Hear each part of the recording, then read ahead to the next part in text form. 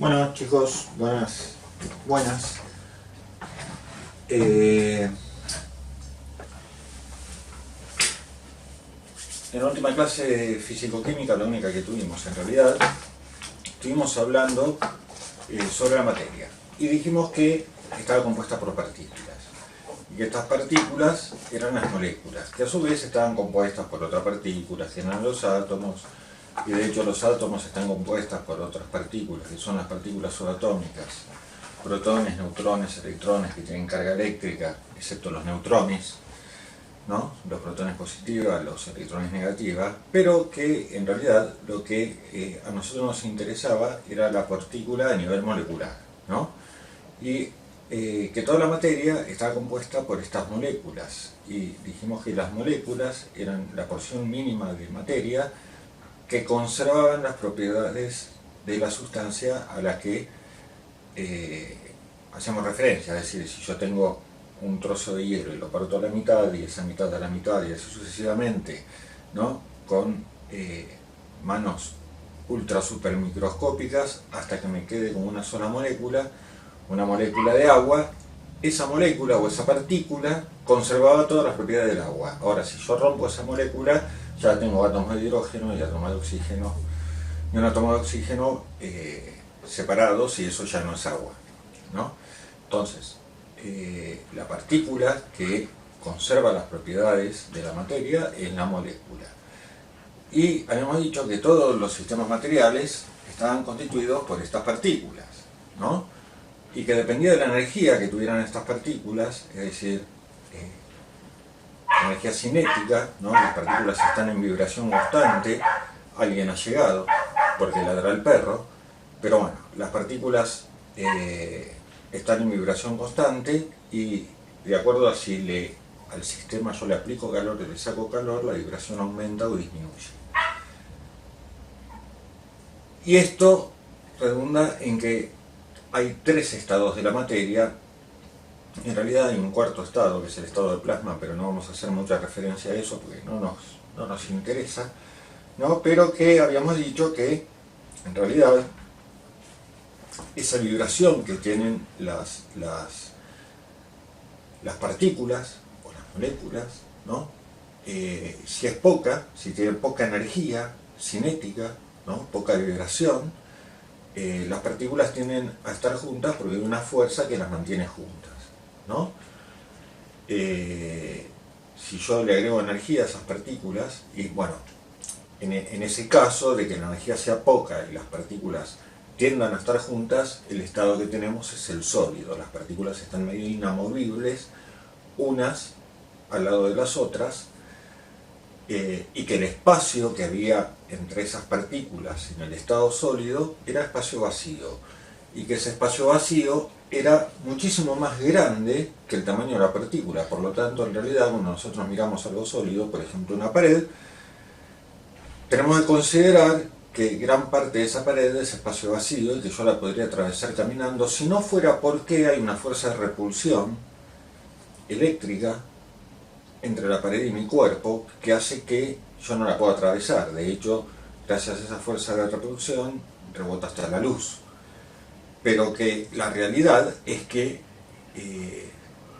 hay un espacio intermolecular, y que es enorme comparado con el tamaño de la partícula, y que ese espacio intermolecular o interpartícula está lleno de nada, no hay nada ahí, ¿no? Sí hay una fuerza de repulsión con respecto a otras partículas que la quieren atravesar.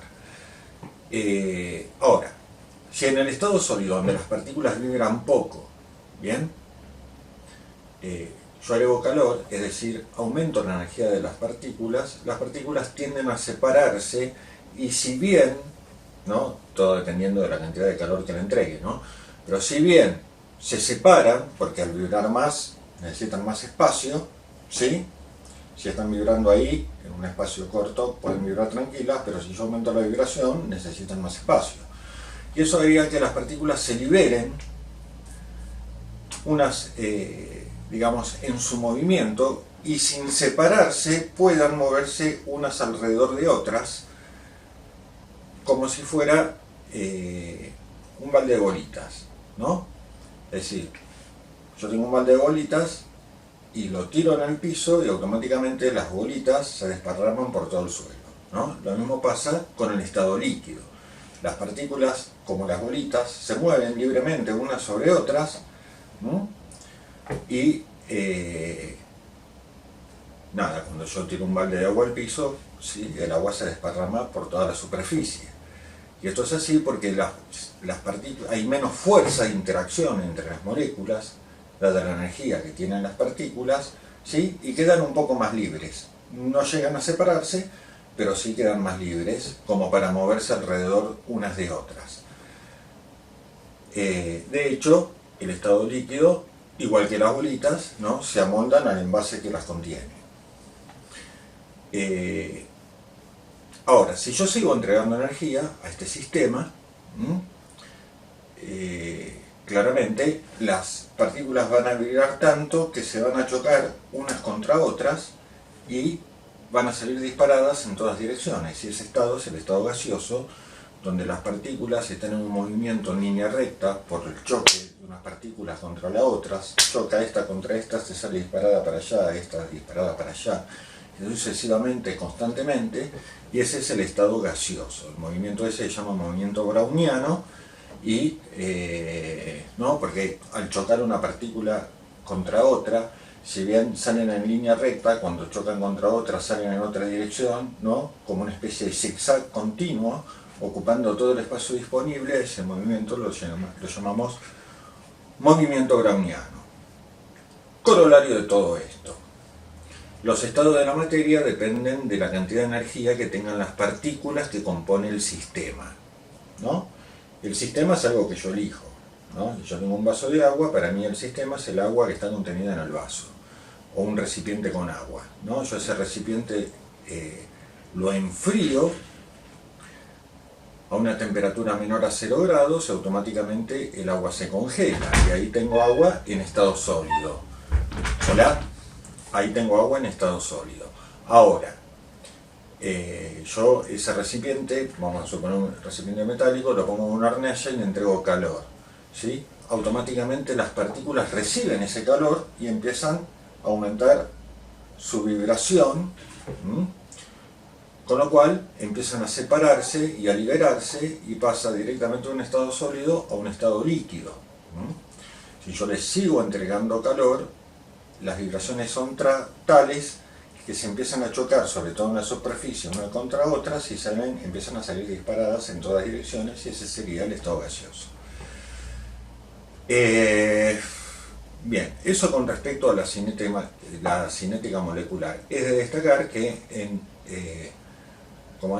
el aula hicimos la prueba de que en realidad hay un espacio, ¿no?, que la materia, decimos, es discontinua. ¿Por qué la materia es discontinua? Porque no es una continuidad de materia, sino que hay espacios de vacío entre partícula y partícula, y lo habíamos probado mezclando 50 mililitros de alcohol y 50 mililitros de agua. Previamente pesamos, ¿no?,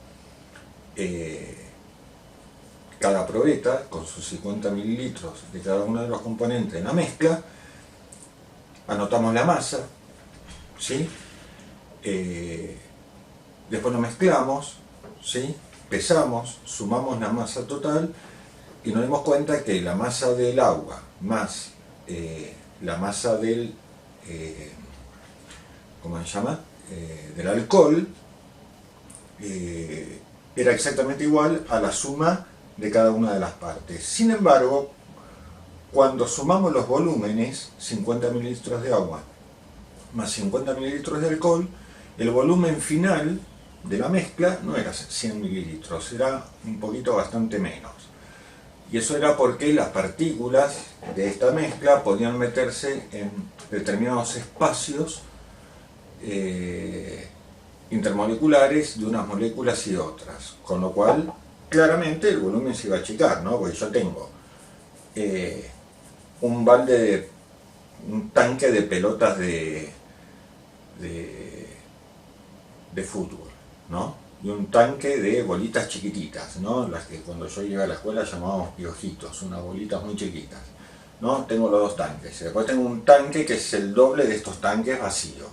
Entonces echo las pelotas de fútbol y después echo los piojitos, las bolitas chiquititas, y las bolitas van a tender a meterse entre el espacio que hay entre las pelotas de fútbol, con lo cual la suma de los dos volúmenes no va a ser igual a la suma de la mezcla, ¿no? Va a ser bastante más baja la mezcla. Y esto es lo que pasaría en realidad con, o lo que pasa en realidad con la mezcla del agua y el alcohol. Corolario de todo esto, claramente la materia es discontinua y hay espacio vacío entre partícula y partícula. Esto con respecto a la teoría cinética molecular y los tres estados de la materia. Estos tres estados de la materia van a depender directamente de la energía que tengan las partículas y con ello van a tener una serie de propiedades o condiciones donde el estado sólido tiene forma propia. ¿Por qué? Porque las partículas están juntas, o sea que yo tengo un dado, va a seguir siendo un dado por los años, no va a perder su forma. El estado líquido no tiene forma propia, sino que se adapta al envase que lo contiene, y el estado gaseoso ocupa todo el espacio disponible. De hecho, si yo tuviera un aerosol de desodorante y lo tiro contra una pared y después me voy corriendo al otro extremo de la habitación, al rato voy a sentir el olor del desodorante que tiré en aquella dirección. ¿Por qué? Porque el desodorante es un gas y va a ocupar todo el espacio disponible, así que el olor en algún momento me va a llegar.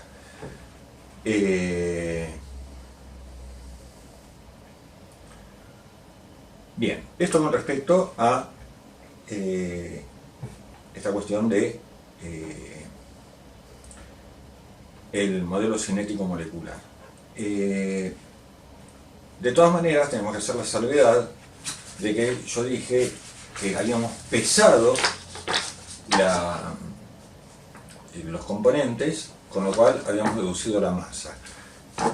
Y nos puede llevar al erróneo concepto de que peso y masa es lo mismo, y en realidad no es lo mismo. Si bien numéricamente acá en la Tierra tenemos la misma unidad para pesar la masa y el peso, ¿no? Para la masa y el peso, la misma unidad, es decir, gramo, yo lo puedo aplicar a masa, lo puedo aplicar a peso, y un gramo de un material cualquiera, ¿sí?, va a tener una masa y un gramo de ese material, pero eso acá en la Tierra, ¿no? ¿Por qué? Porque la masa es una cantidad limitada de materia, es el pedazo de materia, y el peso es la fuerza que esa cantidad de materia hace gracias a la atracción de la Tierra. En síntesis, si yo tengo ganas de comerme 1 kilo de pan, entonces voy a la panadería y me compro 1 kilo de pan. Y le digo a la panadera, dame 1 kilo de pan. Y la panadera me mira y me dice, bueno, y para darme 1 kilo de pan, agarra pan, lo pone en una bolsa y lo pesa hasta que la aguja le marca 1 kilo. Automáticamente sacó el pan de la balanza, la aguja vuelve a cero, ¿no? Le pago, me llevo el kilo de pan, me voy comiendo el pan por el camino, porque nunca llega entero el kilo a casa, si lo voy a comprar yo. Entonces me voy comiendo el pan en el camino, y lo que yo me estoy comiendo no es el peso, me estoy comiendo la materia, me estoy comiendo la masa, ¿sí?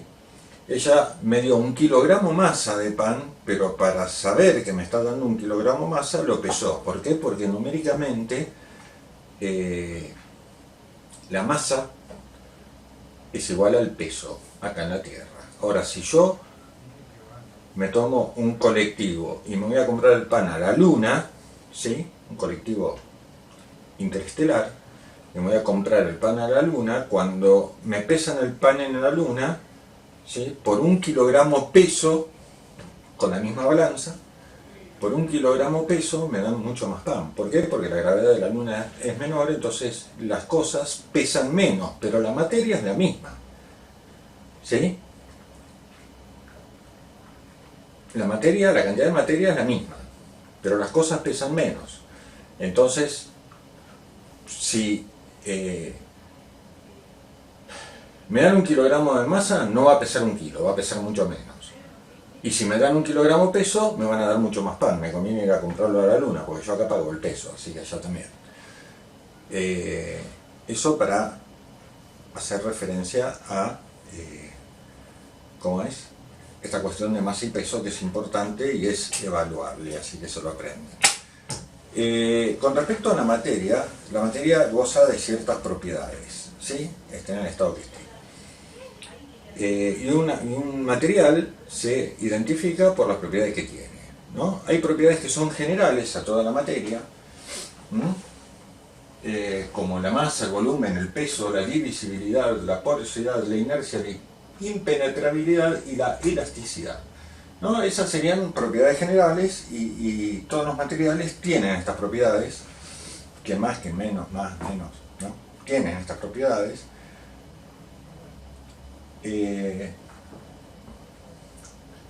La masa, bueno, ya explicamos, el peso ya lo explicamos, el volumen es el espacio que ocupan, la divisibilidad, ¿sí? Tiene que ver con que todo cuerpo puede ser dividido en diferentes partes, ¿no?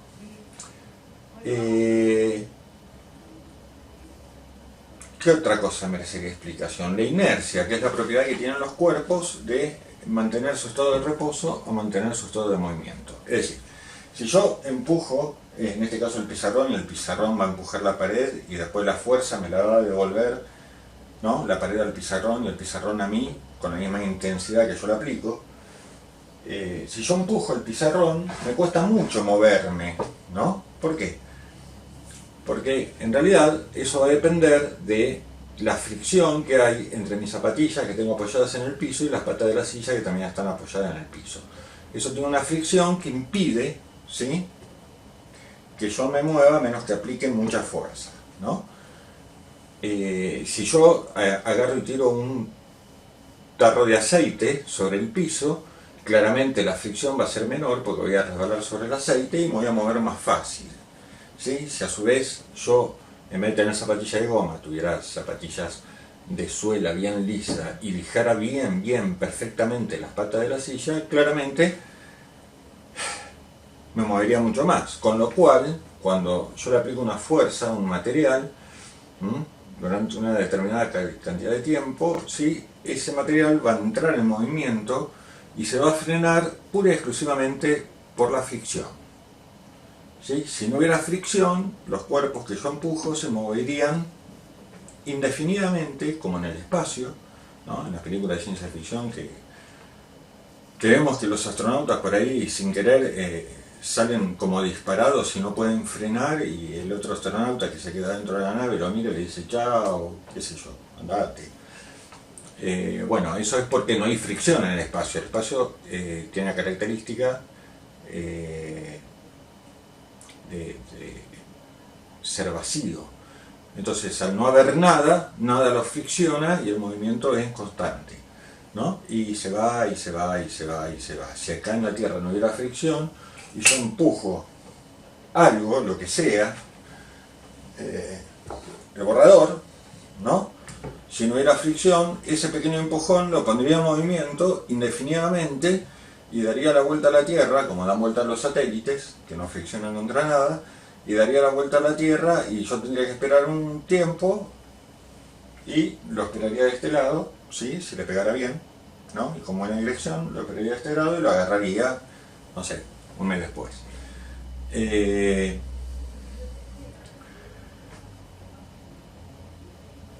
Eso con respecto a la inercia. La impenetrabilidad no es que no se pueden penetrar las cosas. Si bien es cierto, ¿no?, por esta cuestión de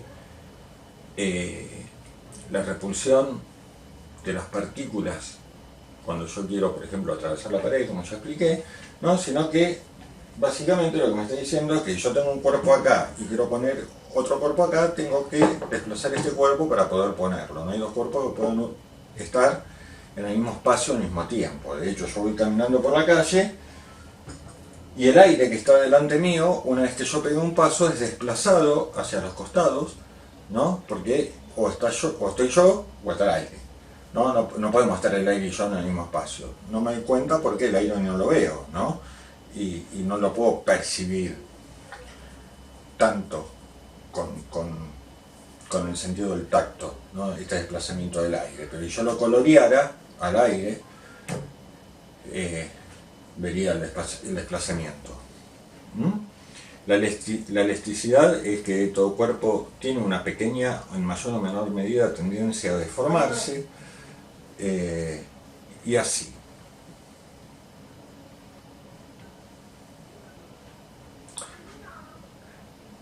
Bien, esas serían las propiedades generales y son comunes a cualquier material. Yo no puedo identificar un material por sus propiedades generales, pero sí lo puedo identificar por sus propiedades específicas. Estas propiedades específicas son propias de cada material y pueden ser físicas, ¿sí? O pueden ser químicas. Aquellas químicas es con qué materiales reacciona este material, etcétera, etcétera, ¿no? Por su composición química, bla, bla, esas serían las propiedades químicas. Y las propiedades físicas, ¿no? Yo no sé si se ve el pizarrón porque estoy yo. Y las propiedades físicas, es más, no sé si se ve el pizarrón porque también filmo yo, pero se hace lo que se puede. Y las propiedades físicas pueden ser extensivas o pueden ser intensivas. Aquellas que son extensivas van a depender de la masa, ¿sí? Es decir, de la cantidad de materia, porque está hablando de extensión, ¿no? ¿Qué tan extensa la materia? Y van a depender directamente de la masa. No así las propiedades intensivas, que son propias más de cada material, ¿sí?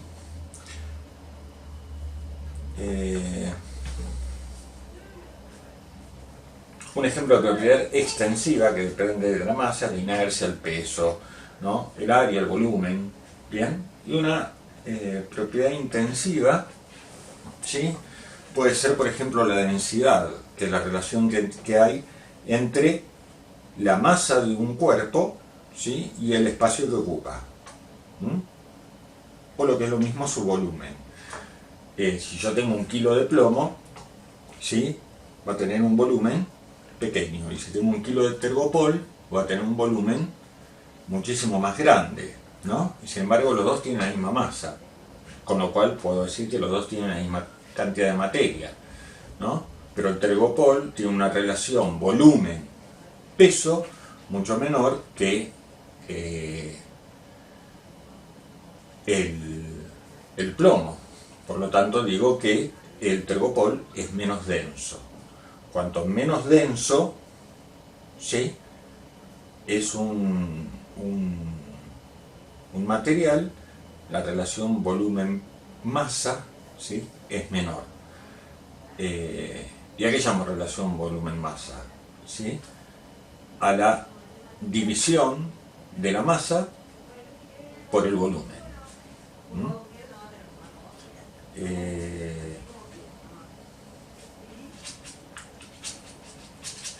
Por ejemplo, yo tengo un material, ¿sí? Cuya masa es de 1 kilo, ¿sí?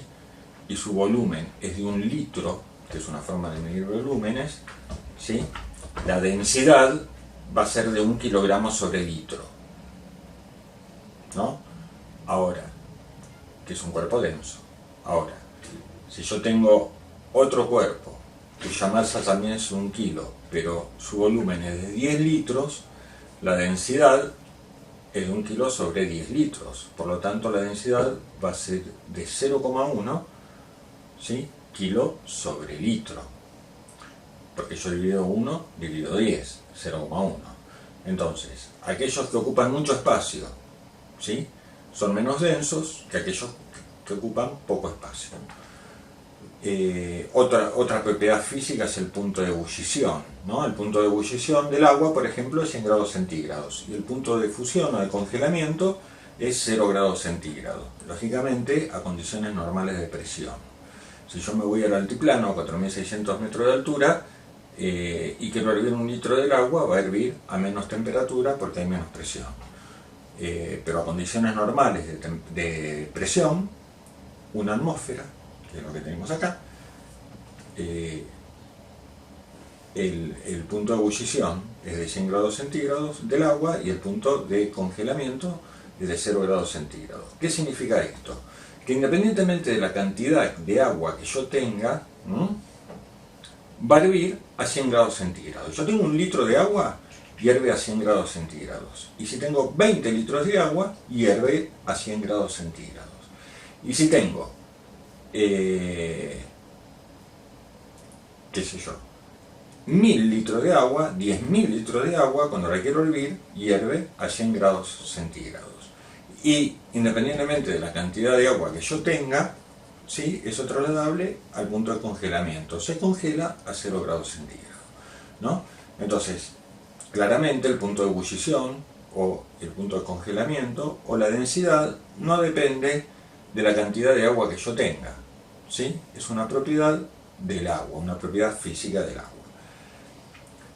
Esto con respecto a las propiedades intensivas. Ustedes tienen una guía. Algunas cosas de esta guía están explicadas, otras cosas de esta guía no están explicadas, pero sí están en texto. Y es muy importante que ustedes de alguna manera se comuniquen, ¿no?, por la página de Facebook o por el Classroom que abrí, para cualquier duda que tengan, porque si se me escapó la liebre en algún lugar, para eso están estas formas de comunicarnos. Esto va a ser una suspensión de aproximadamente 15 días si hacemos las cosas bien como sociedad, es decir, si vos te quedas en tu casa, tu papá se queda en tu casa, tu mamá se queda en tu casa, a menos que tenga que ir a trabajar, ¿no?, para darte de comer. Pero si nosotros mantenemos la cuarentena, esto va a durar poco tiempo. Si nosotros no mantenemos la cuarentena, esto va a durar más tiempo.